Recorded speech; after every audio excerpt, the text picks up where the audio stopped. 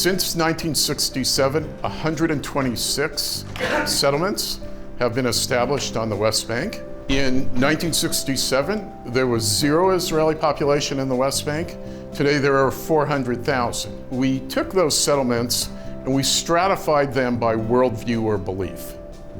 And the way that we stratified them by worldview and belief was on the basis of very extensive, very micro-based voting records from national elections. So one group are the non-ideologues, the secular.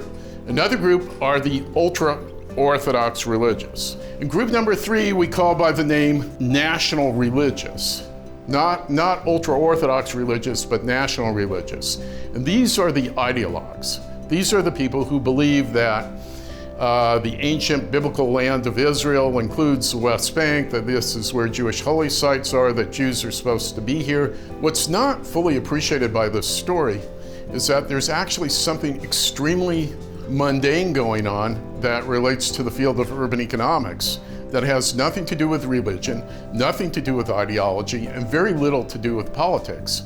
And that's simply that housing's a hell of a lot cheaper a few kilometers over the line in the West Bank. We're looking at the usual economic factors, be they cost of living differentials, house price differentials, workplace access, quality of life, etc. These settlements on the other side of the Green Line are within easy commutes of the Tel Aviv metro area. So the story of the West Bank is there's not a lot of work out there.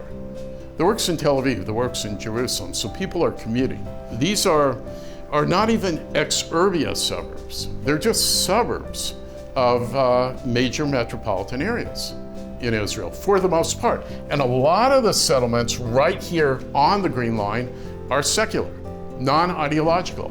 What began as security-related and religious ideological settlement of the West Bank post-1967 evolved over time into movement of middle-class Israeli households to affordable areas just east of the Green Line and proximate to the major employment centers. The thing you have to understand is that these ideological settlements are small, they're remote, they're not very viable, and they're not very popular.